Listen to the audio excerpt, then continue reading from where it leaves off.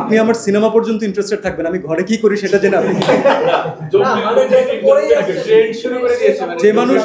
যে মানুষ 40 দিন পর্যন্ত সিনেমার জন্য 24 ঘন্টা লুঙ্গি ক্যারি করতে পারে, তার তো আউট অফ নোওয়্যার লুঙ্গি পরা হয়নি, রাইট?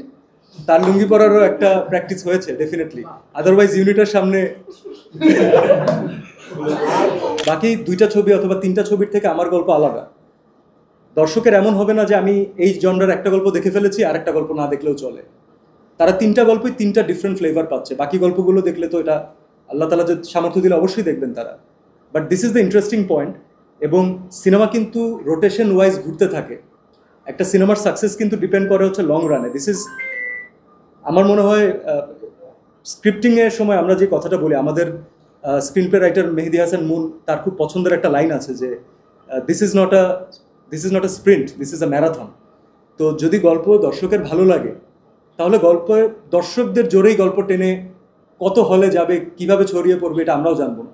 সিনেমার বাজেট যদি আপনি আমার কাছে রিয়েলি জানতে চান, যেটা আমাদের মেকিং কস্ট, যেটা আমাদের ইনভেস্টমেন্ট আমি বলবো প্রডিউসারের, সেটার বেশ অনেকাংশ আমরা অলরেডি রিকভার করেছি, বাট আমরা চুপচাপ ছিলাম। তার একটা বড় কারণ হচ্ছে আমরা যেহেতু অনেকদিন ধরে স্ক্রিপ্ট রাইটিংয়ে সময় দিতে পেরেছি, আমরা প্রথম দিন থেকে জানতাম যে কোন কোন ব্র্যান্ড আমাদের সাথে অ্যাসোসিয়েটেড হচ্ছে।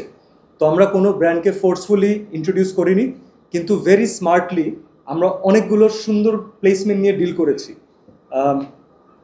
আপনারা অনেকেই জানেন যে শান সিনেমা আমরা থিয়েটারে যতটা লং রান পেয়েছে তার থেকে এক্সট্রিমলি ওয়েল বিজনেস করেছে যখন এটা ডাবড হয়েছে, যেটা সাউথের 3-4টা ল্যাঙ্গুয়েজে ডাবড হয়েছে, হিন্দিতে ডাবড হয়েছে। তো বিভিন্নভাবে সামহাও ছবিটা ছড়িয়ে গেছে।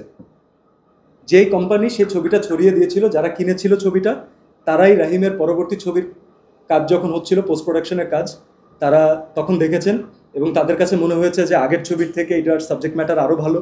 সো তারা এবারও সেই রাইটস কেনার জন্য আলহামদুলিল্লাহ সেই ইচ্ছা পোষণ করেছেন। So business wise cinema ultimately smartly handle করার কারণে আমার মনে হয় তারা তাদের অনেক কিছু আগে থেকে তুলে ফেলবে। তবে সিনেমার ক্রেডিট তখনই হবে যখন সিনেমা দর্শকদের সাথে হলে কানেক্ট করবে। বাকি সব টাকা পয়সা এগুলো তো আসতেই থাকবে, এটা প্রডিউসারের ব্যাপার ভাই। তবে প্রডিউসারকে টাকা ফেরত দেওয়া ইম্পর্টেন্ট, কারণ আমি চাই যে সে পরবর্তীতে আবার ইনভেস্ট করুক। আমরা কোনো তামিল তেলুগু ভাইব আপনাদের জন্য ক্রিয়েট করতে চাইনি, তবে আমরা আমাদের দেশের একটা ফিল্মের একটা দেশি ল্যাঙ্গুয়েজ, সিনেম্যাটিক স্টাইলিশ একটা ল্যাঙ্গুয়েজ ক্রিয়েট করতে চেয়েছি এবং আমাদের যে বাজেট আছে তার মধ্যে আমরা হাইয়েস্ট লেভেলে গিয়ে সেটা করতে চেয়েছি। এবং সেটা কোনো না কোনো জায়গা থেকে আমরা কিছুটা হলেও আপনাদের সাথে কানেক্টেড হতে সফল হয়েছি। তার কারণ হচ্ছে আপনাদের রেসপন্সই আমরা সেটা টের পেয়েছি। আমাদের নিজেদের সিনেম্যাটিক ল্যাঙ্গুয়েজে যদি আমি বলি, আমাদের দেশি সোয়াগ কী, আমাদের দেশি স্টাইল কী। আমি যদি আজকে স্যুট পরে হেলিকপ্টার থেকে নামি, আমি বলবো না যে এটা আমার দেশি সোয়াগ। আমার দেশি সোয়াগ তখন হবে যখন আমি আমার লুঙ্গিটা নিয়ে ক্যারি করতে পারবো স্টাইলিশ ওয়েতে। সো লুঙ্গিকে অনেকে অনেক সময় সিনেম্যাটিক জায়গা থেকে ডিমিন করেছেন, বাট আমরা চেয়েছি যে আমরা লুঙ্গিকে হিরো বানাবো এবং যে কারণে আমি প্রাউডলি এখনও ক্যারি করছি।